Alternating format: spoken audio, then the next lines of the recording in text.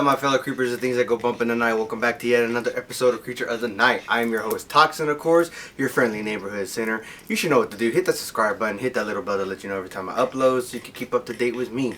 Yeah, guys, I'm going to apologize in advance if you hear panting, little baby cries. The dogs that me and my girlfriend have actually just had puppies, so there's about 5 of them, so yeah, if you hear them, I apologize, but I mean, there's not a lot of places I could really move them. They're probably about like a week old, going on 2 weeks maybe now, just depending on when you're seeing this video. But yeah, so if you hear that, just a heads up.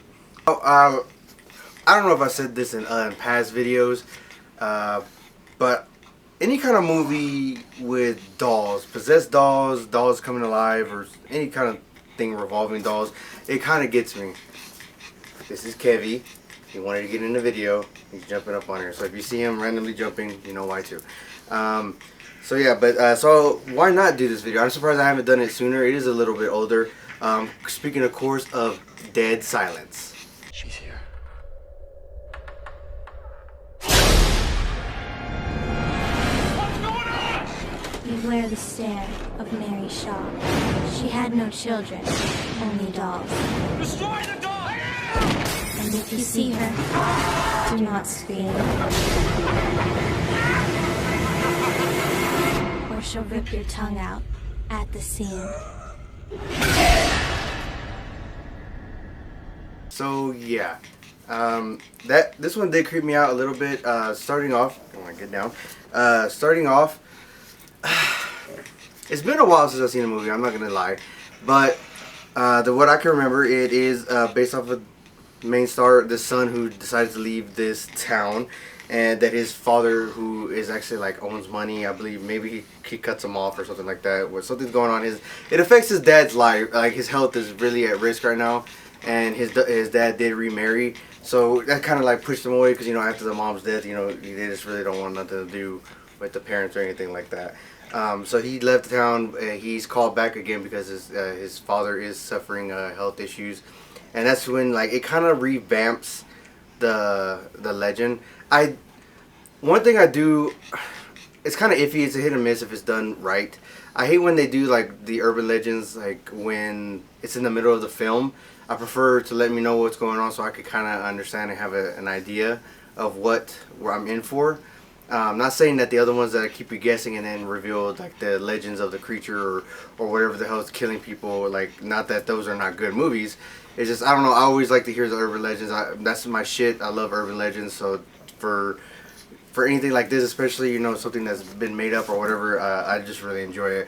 So I'm gonna go ahead and start with Mary Shaw's legend. Hopefully you're hearing a clip of like the song that is based off of her, you know, just so you can get a little bit of backstory too. The stare of Mary Shaw. She had no children, only dolls. And if you see her in your dreams, be sure you never, ever scream.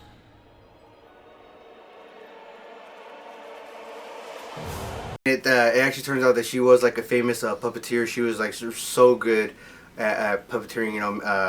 I forget the actual word for it, where, you know, she can actually, you can never really tell that her mouth is moving when she's speaking for her puppets. But the thing is, she's an older woman, and she has no husband, she has no kids, so the dolls essentially, and there was a shit ton of them. She always had different ones, but the one that we are introduced to right away is Billy, and that's the creepiest looking one in my opinion, besides the clown.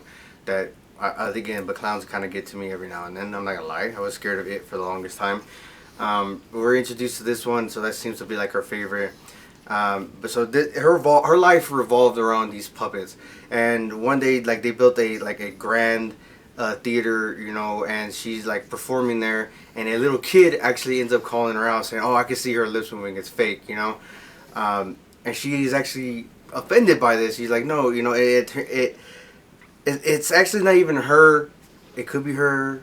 Who knows? Like, maybe she had powers before, you know, she passed away or whatever, but when she's called out, like, it's like Billy, that's the little doll, is actually like defending her and calling her out and getting emotional, and she's actually having a conversation with her doll, like as if it's a real life thing, saying like, no, I am a real boy, it's me speaking, it's not my mom. And then people just think it's a show, you know, they just clap, you know, and, you know, acknowledge it.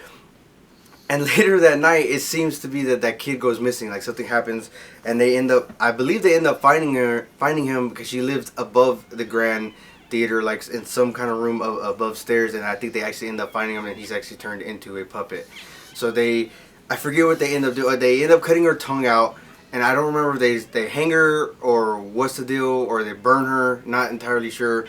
But she is killed, and then like her will, all her pups are buried with her. So as the son returns back to his hometown, he's starting to notice things are going wrong. You know, he starts remembering like the urban legends of why he left and stuff like that. So it was very intriguing. You know, I believe one of if memory serves correctly, I believe the detective is Mark Wahlberg's brother. I forget his actual name, but he was in New Kids on the Block. So you know, maybe you're seeing a clip of that.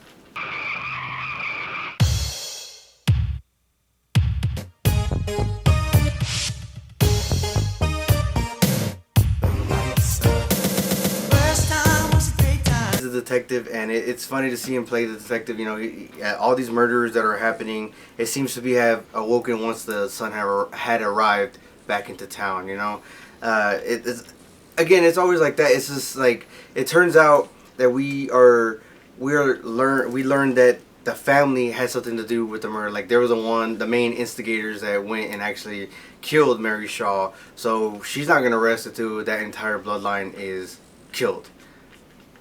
Pretty fucked up, guys. Pretty fucked up. And that's when we learned all these things. Like, it's for me, it is a movie that kind of went too far. You know, again, it does make sense. I understand, because like, you know, after death, she can possess supernatural powers. You know, like, why not? And it is freaky her last will, not only with her, or she was buried with her dolls, she was actually turned into a puppet herself. Again, it's just a weird obsession with this.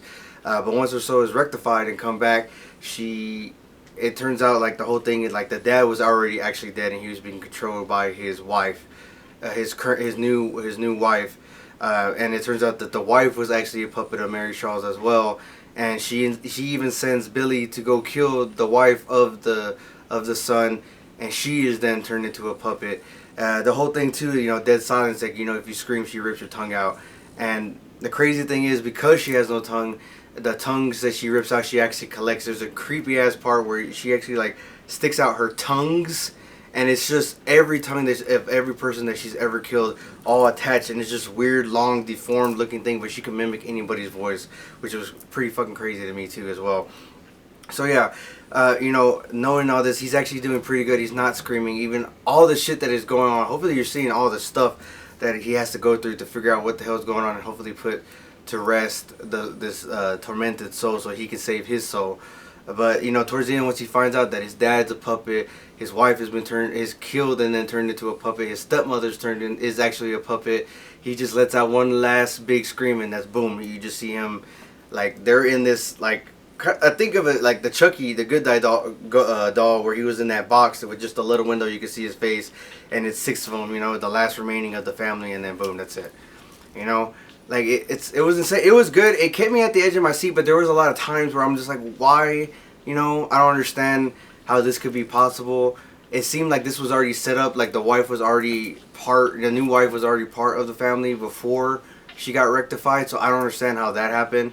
But it does kind of make sense with the demonic powers that she may possess. Again, you know, if somebody dies so violently, or somebody is so evil, like, the soul never really truly dies. So, you know, they can possess and like keep on going and come back from wherever the hell they're at to seek their revenge, or, you know, to inflict pain or whatever. But there was a lot of unanswered questions, in my opinion, so I would probably give it a thumbs up, 6 out of 10, just because it was scary. There was a lot of, you know, during the whole movie, after hearing the song, you know, you don't want to scream, so you don't have your tongue ripped out. So it's crazy because it was nonstop jump scares, and not even like it was unclear if you are just screaming or if it's just like, you know, you're just pissed off and you're just yelling. So just letting out any kind of like a loud noise when you're around her, maybe, you know, that's what gets you killed and gets your tongue ripped out. Who knows? But it was interesting, guys. I do recommend it. I'm gonna be honest, I can't really remember because I own the Blu-ray. So I really don't remember where you can see it. You know, always try your platforms: Hulu, Amazon Prime, Netflix, whatever else you got. What is it now? Peacock, HBO Max. There's a shit ton of stuff out there now, guys. Thank you for watching, guys. Let me know if you got any recommendations or anything you want me to review in the comments down below. Please like, subscribe, and share my videos, guys. I need your support. Thank you for sticking with me for this long. Again, I am your host, Toxin. Always remember, guys, beware the moon, and if you're not sinning, you're not having fun. Peace out, guys.